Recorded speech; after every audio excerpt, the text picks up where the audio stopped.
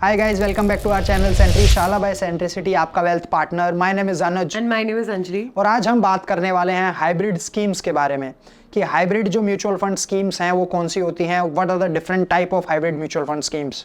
और हमें अंजलि बताएंगी सबसे पहले कि हाइब्रिड स्कीम्स कौन सी होती हैं, कौन से फंड्स को हम हाइब्रिड बोलते हैं, और उसके बाद हम डिस्कस करेंगे different type of hybrid mutual funds.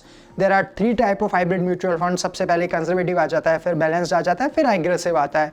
तो तीनों के बारे में डिटेल में चर्चा करेंगे, लेकिन सबसे पहले अंजलि से समझते हैं what are hybrid mutual funds. So hybrid funds एक टाइप के म्यूचुअल फंड्स होते हैं जो इक्विटी और डेट इन्वेस्टमेंट्स को कंबाइन करते हैं। So the goal is to provide investors with a diversified portfolio और जो कि रिस्क और रिटर्न को बैलेंस करते हैं। सो अगर आप मॉडरेट लेवल का रिस्क लेना चाहते हैं और इन्वेस्टमेंट को डाइवर्सिफाई करना चाहते हैं तो ये हाइब्रिड फंड स्कीम जो है काफी अच्छी स्कीम रहेगी आपके लिए। तो अगर आप मॉडरेट लेवल का रिस्क लेना चाहते हैं और अपनी इन्वेस्टमेंट्स को डाइवर्सिफाई करना चाहते हैं तो हाइब्रिड फंड सबसे बढ़िया फंड है आपके लिए।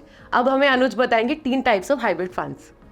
सो जैसा कि हमने देखा हाइब्रिड फंड्स, अंजलि ने हमें बताया कि जो एक मॉडरेट इन्वेस्टर्स हैं जो दोनों इक्विटी और डेट का एक्सपोजर लेना चाहते हैं उनको हम हाइब्रिड स्कीम्स सजेस्ट करते हैं। तो सबसे पहले समझते हैं कि what are the different type of hybrid schemes. उसमें सबसे पहले आ जाता है कंजर्वेटिव हाइब्रिड।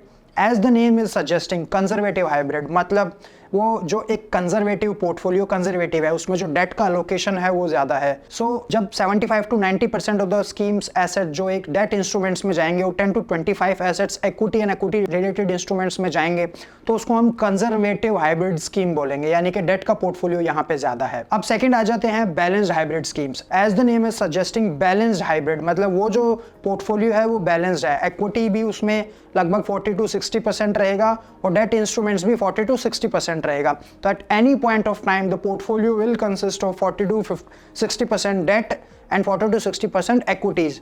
और यहाँ पर देखने वाली बात यह है कि no arbitraging is allowed when it comes to balanced hybrid. और अब बात करते हैं एग्रेसिव हाइब्रिड फंड्स की। When 65 to 80% of the assets जब जाते हैं equity and equity related instruments में, तो वो होती है एग्रेसिव हाइब्रिड। 65 to 80% आपका इक्विटी में रहेगा और 20 to 35% आपका डेट में रहेगा। तो यहाँ पर डेट का एलोकेशन कम है, equity and equity related instruments का एलोकेशन ज़्यादा है।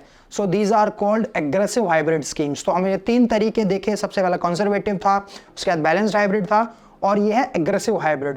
सो जैसे रिस्क रिटर्न को समझते हुए एक इन्वेस्टर को इन्वेस्टमेंट कर सकता है, जो कंजर्वेटिव है थोड़ा सा वो कंजर्वेटिव में जा सकता है जहाँ पर डेट एलोकेशन ज़्यादा है, जो बैलेंस्ड एक इन्वेस्टर है वो बैलेंस स्कीम में ले सकता है, और जो थोड़ा सा एग्रेसिव है वो यहाँ पर अपना एक एग्रेसिव पोर्टफोलियो में इन्वेस्टमेंट कर सकता है, यानी कि एग्रेसिव हाइब्रिड स्कीम में इन्वेस्टमेंट कर सकता है।